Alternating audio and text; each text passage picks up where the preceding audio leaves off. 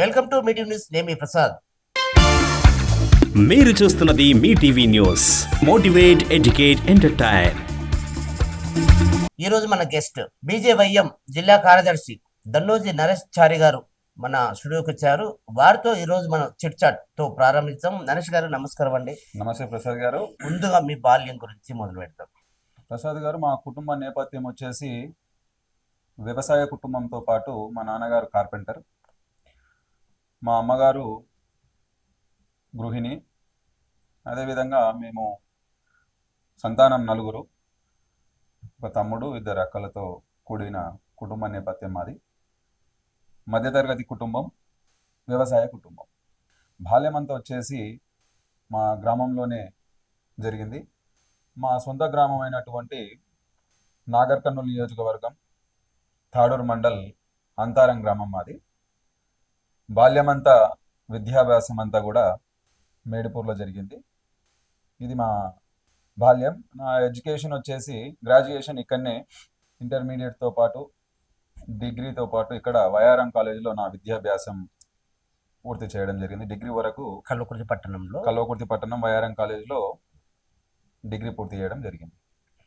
మీ degree పూర్తయిన తర్వాత మీ చూపు ఎటువైపు వెళ్ళింది? అంటే మీరు అప్పుడు ఏబీపీ కావచ్చు, బజరంగ దళ, ఆర్ఎస్ఎస్ ఈ సంఘాలు చేసినట్టు కూడా మనకు కొంచెం సమాచారం ఉంది. అక్కడ మీరు పోవడానికి ముఖ్య కారణం, ఉద్దేశం ఏంటి? చిన్నప్పటి నుంచి కూడా హిందుత్వ భావజాలు కావచ్చు, కొంత రాజకీయాల్లోకి వచ్చి ప్రజలకు సేవ చేయాలని ఒక ఆశ నా లోపల చిన్నప్పటి నుంచి ఉండే. దాన్ని బేస్ చేసుకొని విద్యాభ్యాసం నుంచే ఆర్గనైజేషన్ పరంగా ఏబీవీపీలో వైఆర్ఎం కాలేజ్ నుంచి ప్రస్థానం ప్రారంభమైంది. ఆనాడు తెలంగాణ ఉద్యమంలో కూడా మా సీనియర్లతో పాటు నేను కూడా ఉద్యమంలో పాల్గొని ఏబీవీపీలో విద్యార్థులకు ఆ రోజు స్కాలర్షిప్స్లు కావచ్చు, విద్యార్థుల ఫీజులు చెల్లించకపోతే యాజమాన్యాలు విద్యార్థుల పైన చూపించే వివక్షకి అడ్డుగా వెళ్ళడం కూడా ఆ రోజుల్లో చేయడం జరిగింది. విద్యార్థుల పక్షాన ఆ రోజుల్లో కూడా పోరాటం చేయడం జరిగింది. అక్కడ నుంచి మీ కెరీర్ ఎక్కడ వరకు వెళ్ళింది? అంటే మీరు ఇప్పుడు కూడా వ్యాపార రంగంలో కొనసాగుతున్నారు, ఇటు ఫుల్ ఫ్లెడ్జ్‌గా రాజకీయ రంగంలో కొనసాగుతున్నారు. అట్లాగే కొన్ని స్వచ్ఛంద సేవలకు కానీ, మానవతా దృక్పథంతో సేవ చేయడం కూడా, ఇలాంటి భావాలు కూడా రావడానికి ముఖ్య ఉద్దేశం ఏంటి? మీకు ఎక్కడ వీళ్ళకి సేవ చేయాలి, ఏంది, ఎక్కడ కలిగింది అలాంటి ఆలోచన? ప్రసాద్ గారు, ఇప్పుడు మనం సేవ చేయాలనే ఆలోచన అనేది ఎక్కడి నుంచో ఒక దగ్గర మనకు పుట్టిన ఒక ఆలోచన విధానం. మన దగ్గర ఉన్నది కొంతో గొప్ప నిరుపేదకు కొంత సహాయం చేస్తే ఆ నిరుపేదకు పట్టడి అన్నం దొరకడానికి మన వంతు ఏదైనా కృషి చేయాలని ఒక దృఢ సంకల్పం ఆ రోజుల్లో ఉండే నాకు. నేను విద్యార్థి దశ నుంచి కూడా నా దగ్గర ఉన్నంతలో తోటి నా స్నేహితులకు కావచ్చు, నిరుపేద విద్యార్థులకు కావచ్చు, ఏదో ఒక విధంగా సహాయం చేసే గుణం ఆ రోజుల నుంచి నాకు అలవరడం జరిగింది. అక్కడి నుంచి మొదలుకొని మా గ్రామంలో కావచ్చు, మా గ్రామంలో స్కూల్కి పిల్లలకు ఇబ్బంది అవుతుంది, అక్కడ పిల్లలకు చదువుకోవడానికి డిజిటల్ క్లాసులప్పుడు ఒక టీవీ స్క్రీన్ కావాలని అడగడం, అక్కడ వాళ్ళకు డొనేట్ చేయడం మా నాన్నగారి పేరు మీద. అంటే మీరు చదువుకున్న స్కూల్లో పిల్లలకు ఆ స్కూల్కి డొనేట్? లేదండి, నేను చదువుకున్న స్కూల్ కాదు, మా సొంత గ్రామం అయినటువంటి ఊర్లో పిల్లలకు ఇబ్బంది అవుతుందని అక్కడి ప్రిన్సిపల్ గారు నన్ను కాంటాక్ట్ చేయడం వల్ల నా చేతనైన సహాయం నేను చేస్తాను తప్పకుండా అని చెప్పేసి, అట్లాగే వాళ్ళకు ఒక టీవీని కానీ, తర్వాత ఇంకేదైనా అవసరం ఉంటే కూడా ఎల్లప్పుడూ తోడుగా ఉంటానని వాళ్ళకి హామీ కూడా ఇవ్వడం జరిగింది. తప్పకుండా ఉంటాను, ఇక ముందు కూడా వీళ్ళకి ఆదర్శంగా అట్లా తప్పకుండా. ఇంకా రానున్న రోజుల్లో కూడా నాకు చేతనైన సహాయం, అది ఎవరికి, నిరుపేదలకు కావచ్చు, విద్యార్థులకు కావచ్చు, ఎవరికైనా నాకు చేతనైన సహాయం తప్పకుండా చేస్తాను. మీరు సంఘాలు, ఏబీపీ సంఘమే అనుకోవచ్చు, ఆర్ఎస్ఎస్, అక్కడ నుంచి రాజకీయాల్లోకి రావడానికి, రాజకీయాల్లో వచ్చి ఈరోజు మీరు జిల్లా కార్యదర్శిగా, బీజేవైఎం జిల్లా కార్యదర్శిగా కొనసాగుతూ ఉన్నారు. సో ఇక్కడ కమ్యూనికేషన్, మోటివేషన్, ఇవంతా కింద స్థాయిలో ఉన్న కార్యకర్తలను కూడా మోటివేషన్ చేసుకుంటూ ముందుకు వెళ్తున్నారు. కొన్ని చాలా కార్యక్రమాలు చేస్తున్నారు, మేము చూస్తున్నాం. సో దీని మీద మీ ఉద్దేశం, మీ స్పందన? దీనిపైన మా స్పందన క్లియర్గా ఉందండి. మేము ఆర్గనైజేషన్ మరింత ముందుకు తీసుకెళ్లాలంటే మాలాంటి యువకులు ఈ దేశానికి అవసరం ఉంది. దేశంలో యువత చాలా ముందుండి రాజకీయ రంగంలో యువతదే మొదటి ప్రాధాన్యతగా ఉంటే, అవినీతి తక్కువ జరిగి అభివృద్ధి కోసం ఆలోచన చేసేవారే యువత. ఆ యువతకు ఆదర్శంగా ఉండు రాజకీయం చేయాలనేది నా విధానం. ప్రతి యువకుని కూడా తట్టి లేపి దేశం కోసం నీ వంతు కృషి నువ్వు చేసుకుంటూ దేశానికి ఏదో ఒకటి చేయాలనే తపన నాలో ఉంది. కాబట్టి యువతకు మార్గదర్శకం అవుతూ దిశానిర్దేశం తప్పకుండా చేస్తానని చెప్పేసి చెప్తున్నాను. నరేష్ గారు, యువత ప్రస్థానం వచ్చింది కాబట్టి యువత రాజకీయాల్లోకి ఎంతవరకు వస్తున్నారు, ఎంతవరకు సక్సెస్ అవుతున్నారు? యువత ఆల్మోస్ట్ బ్యాక్గ్రౌండ్ చూస్తున్నారు. ఎవరైనా సరే బ్యాక్గ్రౌండ్ లేకుండా యువత దగ్గర ఎంత టాలెంట్ ఉన్నా, ఎంత మానవ సేవ చేయాలనుకున్నా, ప్రజాసేవ చేయాలనుకున్నా కూడా యువత రాణించలేకపోతా ఉన్నారు. దాని మీద మీ స్పందన ఏంటి? యువత రాణించకపోవడానికి ముఖ్య కారణం ప్రసాద్ గారు, యువతకు సరైన ఆలోచన విధానాన్ని అలవర్చుకోలేక, యువత ఒక దిశానిర్దేశం, ఒక వ్యవస్థను నేను సాధించాలి అనే ఒక కసి లేక, వారు కొంత దూరం ప్రయాణం చేసి మధ్యలోనే వదిలేయడం వల్ల వాళ్ళు సక్సెస్ కాలేకపోతున్నారని నేను బలంగా నమ్మే వ్యక్తిని. అంటే సరైన టైంలో నిర్ణయం తీసుకోలేక వాళ్ళు ఫెయిల్యూర్ అయ్యి ఆగిపోతా ఉన్నారంట. అవును, తప్పకుండా. అంటే ఆ లోపం ఎక్కడ జరుగుతుంది? యువత లోపల జరుగుతుందా? యువతని ఎవరైతే ఇన్స్పైర్ గా తీసుకున్న నాయకుల వల్ల లోపం జరుగుతుందా? లేకపోతే ఈ ప్రజా సమస్యల మీద, ప్రజల మీద ఎక్కడ లోపం జరుగుతుంది జనరల్ గా? లోపం అనేది మొదటగా తాను నిర్ణయించుకునే నిర్ణయం పైనే ఉంది యువతకు. కాన్ఫిడెన్షియల్ లెవెల్ అనేది యువత ఫస్ట్ అలవర్చుకోవాలి. నేను సాధించగలను అనే నమ్మకం నీ వెంటే ఉంటే నీ నాయకుడు నీకు సపోర్ట్ చేస్తూ ఉంటాడు. ఫర్ ఎగ్జాంపుల్, నిన్ను నడిపించే నాయకుడికి నువ్వు సరైన మార్గంలో వెళ్తున్నావా లేదా అనేది కూడా ఆలోచన చేయాలి, చెప్పాలి, విషయం చెప్పాలి. అదేవిధంగా ప్రజలతో ఎప్పటికప్పుడు మమేకం అవుతూ ఉండాలి. నాయకుడిని నమ్ముకొని పోయిన యువత ఎంతవరకు సక్సెస్ అయ్యారు? అందరు నాయకులు ఒకేలాగా ఉంటారని నేను నమ్మలేను ప్రసాద్ గారు. అందరు నాయకులు ఒకేలాగా ఉండరు. కొంతమంది నాయకులు నా కింద సెకండ్ క్యాడర్ బలంగా ఉంటే నేను తప్పకుండా రేపు విజయం సాధిస్తానే నాయకులు చాలా మంది ఉన్నారు. తప్పకుండా సెకండ్ క్యాడర్ అనేది ఏర్పరచుకుంటారు ప్రతి లీడర్ కూడా. సెకండ్ క్యాడర్ లేకపోతే గెలుపోటములు కూడా మనం చూస్తూ ఉంటాము. సెకండ్ క్యాడర్ మ్యాండేట్ గా ఉంటుంది తప్పకుండా ప్రతి పార్టీలోనూ. 100% మీరు అన్న పాయింటే. కానీ నాయకులు అందరూ మేము పైకి వెళ్తా ఉన్నాం, మాకెన్నుకున్న నడిపించిన ఈ యువకులు కూడా, వాళ్ళు కూడా ఒక పొజిషన్ కి రావాలనే ఆలోచన ఇప్పుడున్న నాయకులు చేస్తారంటారా? సార్, మీరు అడిగిన ప్రశ్న సూటిగా తప్పకుండా చేస్తారని అనుకుంటున్నాము. ఒకవేళ కొంతమంది నాయకులు అప్పుడప్పుడు ఏదన్నా చేయని పక్షంలో సందర్భం వచ్చినప్పుడు అదే యువ కార్యకర్తలు ముందుకు దూసుకెళ్లడంలో కూడా ఎలాంటి అతిశయోక్తి లేదనేది నేను విశ్వసిస్తాను. కొన్ని సంవత్సరాలు జర్నీ కొనసాగుతుంది నాయకులను చూసి యువత. మెయిన్ ఒక సందర్భం వచ్చినప్పుడు ఆ యువకులని ఎంకరేజ్మెంట్ చేయలేక వాళ్ళు పార్టీలు మారి వేరే పార్టీలకు వెళ్తా ఉన్నారు. అక్కడ వాళ్ళకు కొంచెం గౌరవం లభిస్తుంది. ఇన్ని సంవత్సరాలు జర్నీ చేసిన ఈ నాయకుడు వారికి అన్యాయం చేయకపోవడం వల్లనే పార్టీలు మారుతారు. అలాంటి యువకులకి, అలాగా చేస్తున్న నాయకులకి మీరు చెప్పే సందేశం? ప్రసాద్ గారు, ఒక వ్యక్తి బేస్ చేసుకొని పార్టీలు నడవండి. పార్టీ అనేది ఒక రైలు లాంటిది. కార్యకర్తలు కావచ్చు, నాయకులు కానీ ఎక్కుతూ ఉంటే దిగుతుండే స్టేజ్ టైప్ అనమాట. అంటే వచ్చే రైలు వస్తూ ఉంటుంది, పోయే రైలు పోతూ ఉంటుంది, ఎక్కేవాడు ఎక్కుతాడు, దిగేవాడు దిగుతాడు. ఇది రాజకీయ కోణంలో మనము పెద్దగా ఆలోచించాల్సిన విషయం కాదు.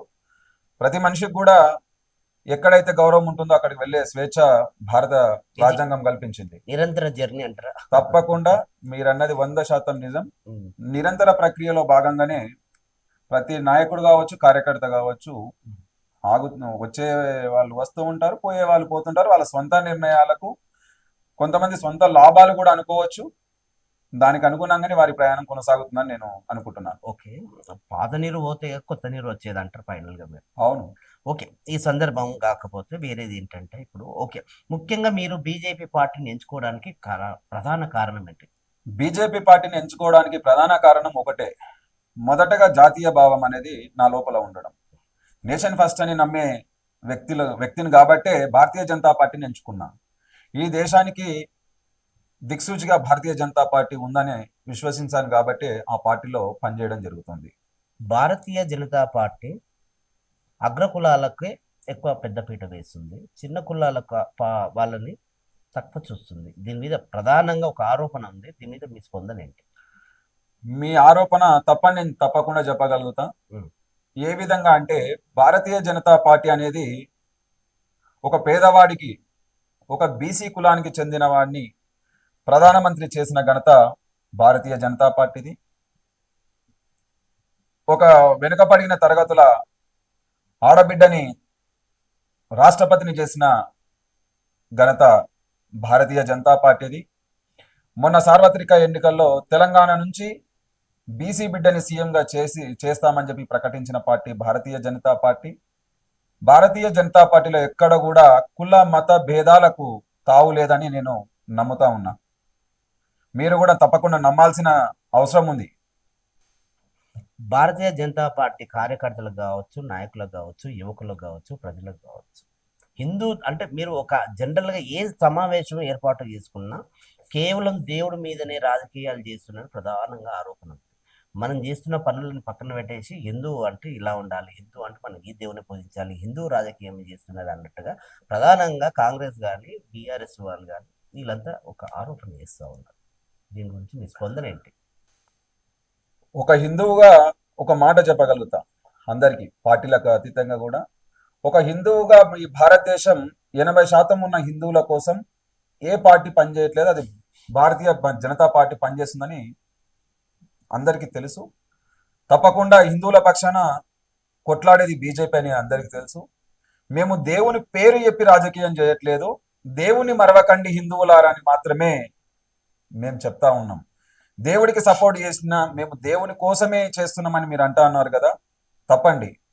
మీ గతాన్ని మీకు గుర్తు చేస్తున్నాం. మీరు హిందువులు, మీరు మనకున్న దేవుడు ఈ శ్రీరాముడు కావచ్చు, శ్రీకృష్ణుడు కావచ్చు, ఇంకే హిందూ దేవుళ్ళైనా కూడా హిందూ పండగలను కావచ్చు ధ్వంసం చేసిన వారికి ఇక్కడ స్థానం లేదు అనేది నిజం. ఎందుకంటే అఖండ భారత్లో హిందూ మెజార్టీ ఎక్కువగా ఉంది. హిందువులకు ఏకైక దేశం ఏదైనా ఉంటే అది భారతదేశం. దాన్ని కాపాడుకోవాల్సిన అవసరం మనందరిపైన ఉన్నదని చెప్పేసి భారతీయ జనతా పార్టీ తట్టి లేపుతా ఉంది. ఇక్కడ రాజకీయం అనేది దేవుడి పైన కాదు, హిందువులని కాపాడుకోవడమే మా ఎజెండా. మొన్న ఒక సమావేశంలో ముఖ్యంగా బీఆర్ఎస్ వర్కింగ్ ప్రెసిడెంట్ కేటీఆర్ గారు ప్రధానంగా ఒక ఆరోపణ చేశారు. చిన్నప్పటి నుంచి దేవుని మొక్కుతూ వస్తున్నాం, ఈ మధ్యన బీజేపీ వాళ్ళు చెప్తూనే మేము దేవుని మొక్కాలా, కేవలం దేవుడితోనే వీళ్ళు ప్రచారం చేస్తూ ఉన్నారు అనేది ఒక ఆరోపణ చేశారు. ప్రధానంగా బాలకు మీరు ఏం చెప్తారు? కేటీఆర్ గారు అన్నట్టు వారి ఆరోపణ అనేది ఎక్కడ కూడా నిజం లేదు. బీజేపీ చిన్నప్పటి నుంచి నువ్వు మొక్కుతా ఉన్నావు, మరి ఈ 10 సంవత్సరాల అధికారంలో మీ పార్టీ ఉంది కదా, హిందూ పండుగలకు వినాయక చవితి కావచ్చు, దసరా కావచ్చు ఆంక్షలు ఎందుకు విధిస్తా అన్నారు? మీరు పెద్ద హిందూ కదా, మీ నాన్నగారు, మీరు ఎందుకు హిందూ పండుగలను వ్యతిరేకించారు? పర్మిషన్ తీసుకొని హిందూ పండుగలు జరుపుకోవడానిక మీరు హిందూ అయ్యింది? ఇతర మతస్థులకేమో ఎలాంటి పర్మిషన్ అవసరం లేదు, కేవలం హిందూ పండుగలకు పర్మిషన్ తీసుకొని 10 సంవత్సరాలు వేధించింది మీరు కాదా? ఇలాంటివన్నీ కూడా రాజకీయ అవసరాల కోసం మాత్రమే కామెంట్ చేస్తూ ఉంటారు. వాటిని మనం పట్టించుకోవాల్సినంత అవసరం లేదని నేను నమ్ముతా ఉన్నాను. వాళ్ళు ఆ టైంలో మీరు కూడా చాలా పొజిషన్లోనే ఒక ప్రభుత్వం ప్రతిపక్షంలో ఉన్నారు కదా, మరి దీని మీద ఎందుకు మీరు గొంతు విప్పలేదు? మా నాయకులు కావచ్చు, మా రాష్ట్ర నాయకత్వం కావచ్చు, వీటిపైన ఆల్రెడీ మేము కౌంటర్ వేయడం జరిగింది. కేటీఆర్ గారు లాంటి వారు ఎంతో మంది తన అవసరం కోసం మాత్రమే కామెంట్ చేస్తా ఉన్నారని చెప్పేసి మా కార్యకర్తలు మేమందరం కూడా నమ్ముతా ఉన్నాం. దాన్ని పెద్దగా పట్టించుకోవాల్సిన అవసరం లేదని నమ్ముతాం. ఓకే, స్టేట్ పాలిటిక్స్కి వచ్చేసి ముఖ్యంగా బీసీ నాయకుడు ఇక్కడ మనకు తల్లోజీ ఆచార్య గారు 6 సార్లు ఎమ్మెల్యేగా పోటీ చేసినారు. 6వసారి కూడా ఆయన తక్కువ మెజారిటీతో ఓడిపోవడం జరిగింది. ఒక బీసీ నాయకుడిని ఎందుకు గెలిపించలేకపోతున్నారు? హిందూ ధర్మం మీద యువకులు కావచ్చు, ప్రజలు కావచ్చు, మహిళలు కావచ్చు, నాయకులు కావచ్చు, కింద స్థాయి కార్యకర్తలు కావచ్చు, ఇంత బలంగా మనకు హిందూ ధర్మం మీద, హిందూ సిద్ధాంతం మీద పోతా ఉన్నాం కదా, ఒక నాయకుడు ఎందుకు గెలిపించలేకపోతా ఉన్నారు? ప్రసాద్ గారు, మీరు అన్నట్టు మా నాయకుడు ఆచార్య గారు సుదీర్ఘ రాజకీయ జీవితంలో ఎన్నో ఆటుపోట్లను ఎదుర్కొన్న వ్యక్తి ఆచార్య గారు. పార్టీలు మారకుండా సొంత ఎజెండా లేకుండా ధర్మం న్యాయం వైపు నడుచుకుంటూ డబ్బునే ప్రాధాన్యంగా పెట్టుకొని అవతల పార్టీలు తన పైన ఎన్నోసార్లు దాడి చేసినా, నమ్మిన వారు మోసం చేసినా కూడా పార్టీని వదిలేయకుండా, అదే పట్టిన జెండాను వదిలేయకుండా నిరంతరం కల్వకుర్తి ప్రజల ఆకాంక్షలు నెరవేరుస్తూ ఇక్కడి ప్రజలకు ఏమేమి అవసరాలు ఉన్నాయో అవి తీర్వాలనే తపనతో ఉన్న వ్యక్తి ఆచారి గారు. ఓడిపోవడానికి కారణం అంటారా? ప్రజలకు మరింత చేరువ కావాల్సిన అవసరం ఇంకేమైనా ఉందేమో, వాటిని తప్పకుండా పునరాలోచన చేసుకొని మరింత ముందుకు సాగాలని చెప్పేసి మేమంతా ప్రతి ఒక్కరం ఆయన వెంటే ఉండి నడిపిస్తూ ఉంటాము. తప్పకుండా ఆయనే మా నాయకుడు కాబట్టి రానున్న రోజుల్లో బీసీని ఎమ్మెల్యే చేసుకోవాలని ఇక్కడ ప్రజలు కూడా కంకణం కట్టుకుంటారు. తప్పకుండా ఈసారి ఆచార్య గారి గెలుపు తప్పకుండా సాధ్యం అవుతా ఉంది. మరింత ప్రజలకు చేరువ కావడానికి ప్రయత్నం తప్పకుండా చేస్తాము. భారతీయ జనతా పార్టీ కార్యకర్తల్లో, నాయకుల్లో, ప్రజల్లో ప్రతి ఒక్కరి ఆకాంక్ష ఆచార్య గారిని ఎమ్మెల్యేగా చూడాలని. ఆ కళ నెరవేరుతుందా? తప్పకుండా నెరవేరుతుంది. రానున్న 2029 సార్వత్రిక ఎన్నికల్లో కల్వకుర్తి నియోజకవర్గ ప్రజలు తప్పకుండా ఆచార్య గారికి పట్టం కట్టబోతున్నారని మేము విశ్వసిస్తున్నాము. దాని మీద మీరు ఎలాంటి గ్రౌండ్ వర్క్ చేయబోతున్నారు? ఇన్ని సంవత్సరాలు చేస్తున్న వర్క్ కన్నా ఇంకా భిన్నంగా ఉండడానికి మీరు ఎలాంటి ప్రయత్నాలు చేస్తూ ఉన్నారు? ప్రజలకు ఏ అవసరం ఉన్నా కూడా ప్రతి గ్రామం నుంచి ఒక బీజేపీ కార్యకర్తని ఒక సైనికుల్లాగా తయారు చేసుకోవడానికి ఈ రోజు నుంచే మేము ఒక కార్యాచరణ రూపొందించుకుంటాము. మా పార్టీ కార్యకర్తలతో కావచ్చు, మా నాయకులతో కావచ్చు ఆలోచన చేసి తప్పకుండా రానున్న ఎన్నికల్లో బీజేపీ జెండా కల్వకుర్తి గడ్డపైన ఎగరేస్తామని చెప్పేసి తప్పకుండా చెప్తా ఉన్నాం. మేము మొన్న జరిగిన పార్లమెంట్ ఎన్నికల్లో మీ సీటు కోల్పోవడం జరిగింది. అది ఎక్కడ లోపం జరిగింది? ఎవరి వల్ల లోపం జరిగింది? ఏ నాయకుడి వల్ల లోపం జరిగింది? ప్రధానంగా మీ దృష్టి, మీ ఆలోచన విధానం ఎలా ఉండబోతుంది? ఏంటి అసలు అది? దాని గురించి మీరు కొంచెం క్లుప్తంగా చెప్పండి. ప్రసాద్ గారు, ఒక పార్టీ ఓడిపోవడానికి ఒక వ్యక్తి కారణం అంటే నేను నమ్మనండి. 7 నియోజకవర్గాల్లో ఉన్న ఈ పార్లమెంటు ఒక దగ్గర ఒక విధానం, ఒక దగ్గర ఒక విధానం ఉంటుంది. కొన్ని దగ్గర కుల సమీకరణలు కావచ్చు, కొన్ని దగ్గరలో అక్కడ ఉన్న రాజకీయ అవసరాలు కావచ్చు, ఒక దగ్గర అక్కడ డబ్బు ప్రభావం, మద్యం ప్రభావం చూపించవచ్చు. అదేవిధంగా ఈ 7 నియోజకవర్గాల్లో కూడా మనకు లాస్ అయిన 2 నియోజకవర్గాలు, ఒకటి అచ్చంపేట, ఒకటి కొల్లాపూరు. అక్కడ కూడా లాస్ అని మనం అనలేమండి. ఎలా అంటే భారతీయ జనతా పార్టీ కార్యకర్త అనేవాడు నిస్వార్థంగా తన పని తను చేసుకుంటూ పోయినా కూడా ప్రజల్లోకి వెళ్ళేసరికి అక్కడున్న సమీకరణాల ద్వారా డబ్బు మద్యాన్ని పంచి అధికార బలంతో 7 ఎమ్మెల్యేలు కూడా కాంగ్రెస్ నుంచి, ఒక్క ఎమ్మెల్యే కూడా లేని ఈ పార్లమెంటులో సెకండ్ పొజిషన్ లో ఉండి అధికార పార్టీకి ముచ్చెంపటలు అయితే పట్టించినాం. ఇది వాస్తవం కాదా? నైతిక విజయం భారతీయ జనతా పార్టీది. మేము డబ్బు, మద్యం, ప్రలోభాలని గురి చేయలేదు ప్రజల్ని. అందుకు మేము తప్పకుండా డంకా బజాయించి క్లియర్ గా చెప్తా ఉన్నాం, అంతిమ విజయం భారతీయ జనతా పార్టీది. మభ్యపెట్టి ప్రజల్ని ఓట్లు వేయించుకున్నది పార్టీ కాంగ్రెస్ పార్టీ. ఎవరినో ఒక వ్యక్తిని దూషించే అలవాటు మాకేం లేదండి.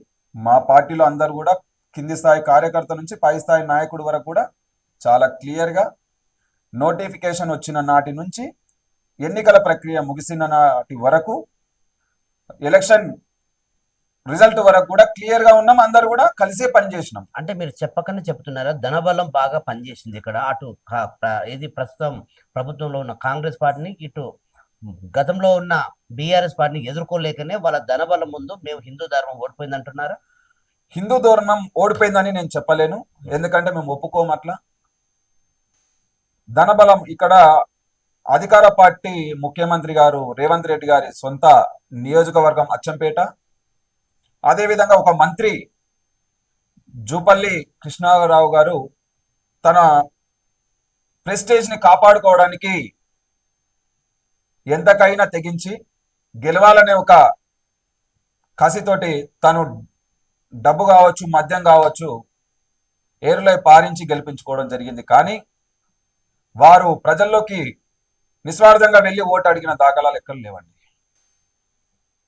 ఫైనల్ చెప్పండి, కల్వకుర్తి పట్టణంలోని మీ జిల్లా ఏరియా మీకు సంబంధించి బీజేవైఎం కార్యదర్శిగా కొనసాగుతున్నారు కదా, మీ వెనుకల్లో తిరుగుతున్న కార్యకర్తలకి మీరేం చెప్పదలుచుకున్నారు? మా వెనక తిరిగే కార్యకర్తలకు అనకుండా మా సోదరులకు, మా తమ్ముళ్లకు, అన్నలకు చెప్పేది ఒకటే: కలిసి పని చేస్తే విజయం చాలా సులువుగా వస్తుందనేది నేను నమ్ముతా ఉంటా. పార్టీలలో ఒకరు ముందుకు వెళ్తూ ఉంటారు, ఒకరు వెనక్కి వెళ్తుంటారు. ఒక్కొక్క సమయం వచ్చినప్పుడు ఒక్కొక్కరు ఎదుగుతూ ఉంటారు. మనం దాన్ని జీర్ణించుకున్నప్పుడే విజయ అవకాశాలు చాలా ఎక్కువగా ఉంటాయి. వాళ్ళు ఎదగడానికి అవకాశం వచ్చినప్పుడు మీరు సపోర్ట్ చేస్తారా? వాళ్ళకి మద్దతు 100% ఉం. తప్పకుండా ప్రతి యువకుని కూడా ముందు వరుసలో నించోవడానికి నా శక్తి మేర ఏ విధంగా అవసరం ఉంటుందో ఆ విధంగా నేను వారికి 100% సహకరిస్తానని ఇప్పటివరకు చెప్తాను. ఏదైనా చేశారా అలా మీరు? ఇప్పటి వరకు నా స్థాయికి మించి నేనేం చేయడానికి రాదు. నా స్థాయికి తగ్గట్టుగా ఎవరు ఏ సహాయం కావాలన్నా కూడా, అన్న ఈ విధంగా నాకు ఒక సహాయం అవసరం ఉంది మీ దగ్గర అంటే అందరికీ చేసిన వ్యక్తినే తప్ప నిస్వార్థంగా చేశాను. ఎవరికి ఎలాంటి పక్షపాతం లేకుండా పార్టీలో పనిచేస్తా ఉన్నా. ఇప్పటివరకు మీరు చాలా సామాజిక సేవ కార్యక్రమాలు చేశారు కదా, ఏంటి అసలు ఇప్పటివరకు మీరు గుర్తుండిపోయేది, మీరు మర్చిపోలేనిది, మీరు నా స్థాయికి మించి ఎక్కువ చేసిన అలాంటి ఏదన్నా ఒకసారి మనం గుర్తు చేసుకోవచ్చా? గుర్తు చేసుకోవచ్చా అంటే మనము మన స్థాయికి తగ్గట్టే చేసాం, కానీ స్థాయికి మించి ఎక్కడ చేయలేదండి. సీరియస్ గా ఉన్నప్పుడు ఏదన్నా యాక్సిడెంటల్ గా నైట్ అర్ధరాత్రి అలా టైంలో? నేను చదువుకున్న రోజుల్లో ఎక్కువగా అంటే నా మిత్రులు ఇవంతా కలిసి అర్ధరాత్రి కూడా ఎవరికైనా యాక్సిడెంట్ అయితే, అర్ధరాత్రి ఎవరికి యాక్సిడెంట్ అయినా కానీ 12 కావచ్చు, 1 గంటకు కావచ్చు, నేను చదువుకున్న రోజుల్లో స్నేహితులతో కలిసి తప్పకుండా ఆ యాక్సిడెంట్ అయిన వ్యక్తి ఎవరైనా మాకు సంబంధం లేదండి. ఆ రోజుల్లో కూడా 108కి ఫోన్ చేసి ప్రభుత్వ ఆసుపత్రికి చేర్చిన దాఖలాలు ఎన్నో ఉన్నాయి. అలాంటి తీపి గుర్తులు ఎప్పటికీ మర్చిపోలేము. ఓకే, ఫైనల్ గా ఇప్పుడు జనరల్ గా మనం మూడవసారి నరేంద్ర మోడీ గారు ప్రధానమంత్రిగా ప్రమాణ స్వీకారం చేయబోతున్న సందర్భంగా దేశ ప్రజలకు, మీరు బీజేపీ నాయకులకు, కార్యకర్తలకు ఏం చెప్పదలుచుకున్నారు? మోడీ 3.0లో చాలా అభివృద్ధి చెందుతుంది. భారతదేశం ఆర్థిక వ్యవస్థలో 3వ స్థానానికి ఎదుగుతుంది అనేది తప్పకుండా చెప్పే కార్యకర్తలు నేను ఒక్కని. ఈ భారతదేశంలో నరేంద్ర మోడీ గారి నాయకత్వంలో ప్రతి నిరుపేద కావచ్చు, కింది స్థాయిలో ఉన్న ప్రతి నిరుపేదకు అభివృద్ధి పథకాలు ఎన్నో అందాయి. ఈ వచ్చే 5 సంవత్సరాలలో కూడా నరేంద్ర మోడీ గారి మార్క్ ప్రపంచ దేశాల్లో తన పైన ఉన్న నమ్మకం మన దేశంలో కూడా కనిపిస్తుంది. మోడీ 3.0 ఎవరు ఊహించనంత విధంగా ఉంటుందని నేను నమ్ముతా ఉన్నా. దన్నోజీ నరేష్ గారి రాజకీయ ప్రస్థానం భవిష్యత్తులో ఎలా ఉండబోతుంది? రాజకీయ భవిష్యత్ అనేది ముందుగానే నిర్ణయించుకోవడానికి జరిగే వ్యవస్థ కాదండి ఇది. ఎందుకంటే వ్యాపారం అయితే చెప్పొచ్చు, నేను ఈ విధంగా చేస్తా, ఈ విధంగా చేస్తానని. రాజకీయం అనేది ప్రజల చేతుల్లో ఉండే ఒక వ్యవస్థ కాబట్టి తప్పకుండా ప్రజలకు చేరువై రానున్న రోజుల్లో తప్పకుండా నేను రాజకీయంగా ఎదగడానికి అవకాశం ఉందని నమ్ముతా ఉన్నా. అదే విధంగా ప్రయాణం కొనసాగిస్తా. మీ స్థాయి తగ్గట్టుగా ఏదైనా పదవి ఇస్తే ఆలోచిస్తారా, తీసుకుంటారా? పార్టీ ఏ పదవి ఇచ్చినా కూడా తీసుకొని ముందుకు సాగి విజయవంతం అవుతాననే నమ్మకం నాకుంది. అదే విధంగా ప్రయాణం కొనసాగిస్తా. పార్టీ ముందుకు వెళ్ళాలని గ్రౌండ్ లెవెల్లో మీరు ఏ విధంగా ముందు హార్డ్ వర్క్ చేయదలుచుకుంటున్నారు? ఏమన్నా సలహాలు, సూచనలు పార్టీకి ఏమైనా చేస్తారా కింద స్థాయి నాయకులకి? తప్పకుండా నా తోటి నాయకులకు కావచ్చు, కార్యకర్తలకు కావచ్చు, ఇంకెవరికైనా సరే పార్టీ ముందుకు వెళ్ళడానికి నా దగ్గర ఉన్న సలహాలు, సూచనలు తప్పకుండా వారికి ఇచ్చి పార్టీని మరింత ముందుకు ఏ విధంగా తీసుకెళ్లాలో కూడా వారికి తోడ్పాటుగా నేను ఉంటానని చెప్తా ఉన్నా. జనరల్గా ఏదైనా అకేషన్ జరిగినప్పుడు, ఏదైనా కార్యక్రమం జరిగినప్పుడు, ఏదైనా హిందూ పండగ జరిగినప్పుడు చాలా హడావిడిగా జరుగుతుంది. ఎలక్షన్ టైంలో ఓట్ బ్యాంకు ఎందుకు పడిపోతుంది? దాని మీద ప్రధానంగా ఒక విమర్శ ఉంది. ఏంటి దాన్ని? ప్రసాద్ గారు, మీరు అన్నట్టు హిందువులంతా ఆలోచన చేయాల్సిన విషయం మీరు వేసిన క్వశ్చన్కి. మనము హిందూ పండుగలు అంగరంగ వైభవంగా జరుపుకుంటా ఉన్నాము. వాటన్నిటిని కూడా ఎక్కడో ఒకసారి బ్రేక్ వస్తూ ఉంది. ఎగ్జాంపుల్ వినాయక చవితి కావచ్చు అండి. వినాయక చవితి వచ్చిందంటే చిన్న పిల్లోడి కానుంచి పెద్ద వయసు ఉన్న ప్రతి ఒక్కరు కూడా చాలా సంతోషంగా 9 రోజుల పండుగ నిర్వహించుకుంటే, మనం పర్మిషన్ తీసుకొని పండుగ జరుపుకోవాల్సిన పరిస్థితి ఏర్పడ్డది. దానికి కారణం ఎవరండి? ఈ దేశంలో హిందూ దేశం అనేది ఇది నిజం కాదా? ఇది హిందూ దేశమే. ఎవరు ఒప్పుకున్నా ఒప్పుకోకపోయినా ఇది హిందూ దేశమే కాబట్టి మన పండుగలు ఎంత ఘనంగా జరుపుకుంటున్నామో హిందువులంతా ఒక్కటై భారతీయ జనతా పార్టీకి కూడా ఓటేసి గెలిపించుకుంటే మన పండుగలకు మనం పర్మిషన్ తీసుకోవాల్సిన అవసరం రాదు కదా. ఆలోచన చేయాలి హిందువులారా అందరూ కూడా. హిందువుల మీద దాడులు జరుగుతున్నాయి, దీని మీద మీ స్పందన ఏంటి? హిందువుల పైన దాడులు చేయడం అనేది ఏమైన చర్య? భారతదేశంలో అలా దాడులు చేయాలనుకుంటే ఇతర మతస్థుల పైన వేరే మతస్థులు ఇక్కడ ఉండలేరండి.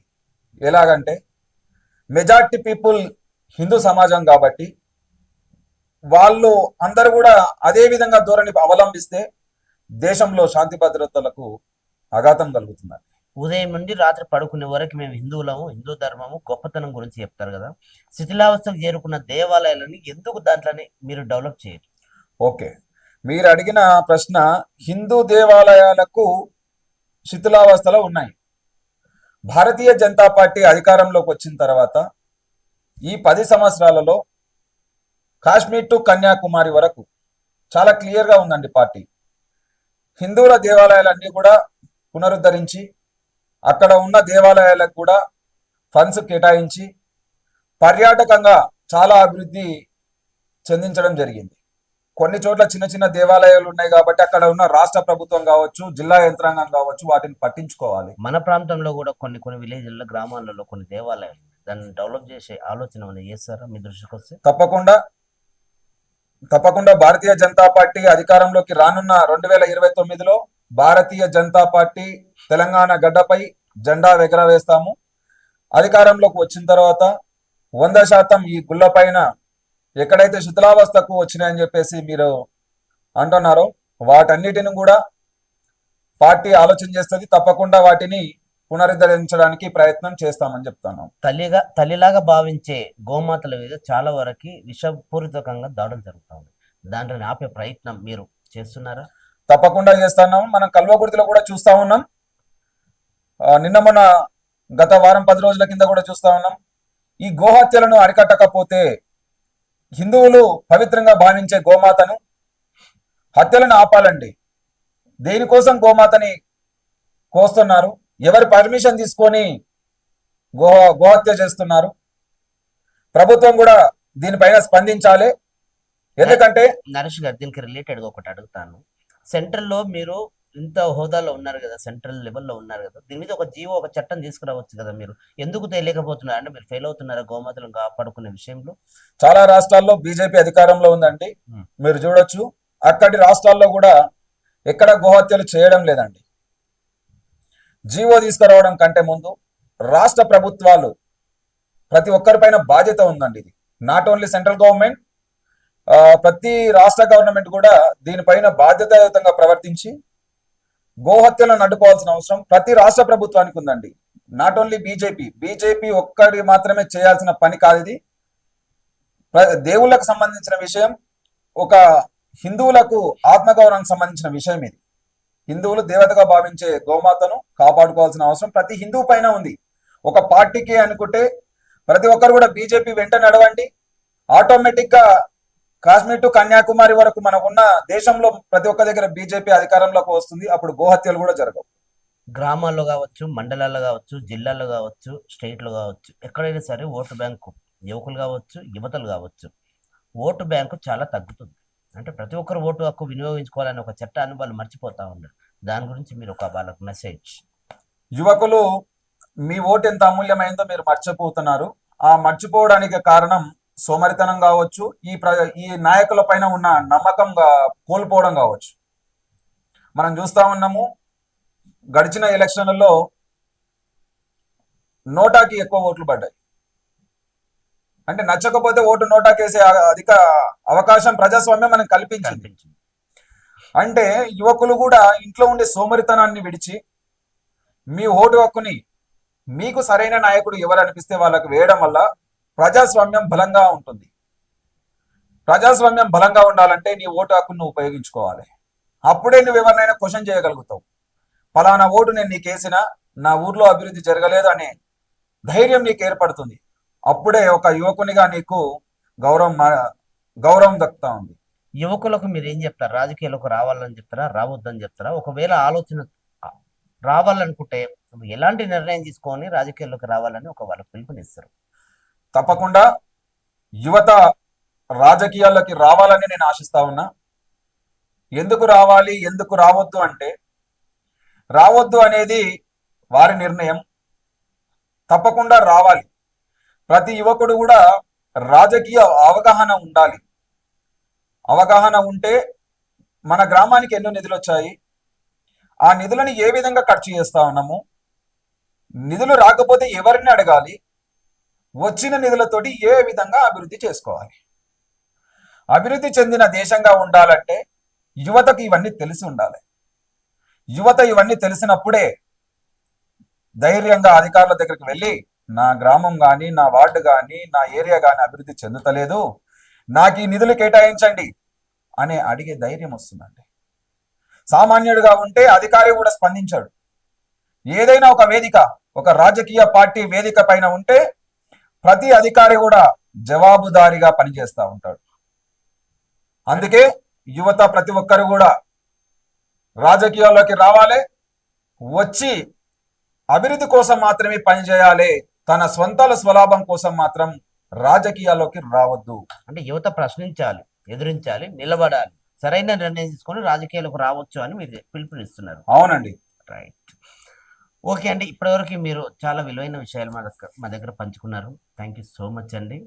భారతీయ జనతా పార్టీ అంటే కేవలం హిందూ ధర్మం కాదు, హిందూ సిద్ధాంతం కాదు, హిందువుల కోసమే కాదు, ప్రతి ఒక్కరూ దేశాన్ని కాపాడుకోవాలి, దేశం ముందుకెళ్ళాలి, దేశాన్ని ఒక బలంగా చూడాలి, యువకులు ఆదర్శంగా తీసుకోవాలి, యువకులు ముందుకు రావాలి, యువకులు ఆలోచించాలి. ప్రతి ఒక్కరు ఇలా మాకేంటి కాదు మనమేంటి అనేది ఆలోచించుకొని ముందుకు వెళ్ళాలంటూ ఇలాంటి విషయాలు మన దగ్గర మన స్టూడియోకి వచ్చి సమయాన్ని ఇచ్చిన బీజేవైఎం దన్నోజీ నరేష్ చారి గారు మన స్టూడియోకి వచ్చి విలువైన సమయం మాకు ఇచ్చారు. థ్యాంక్ యూ సో మచ్ అండి. Thank you. ధన్యవాదాలు ప్రసాద్ గారు.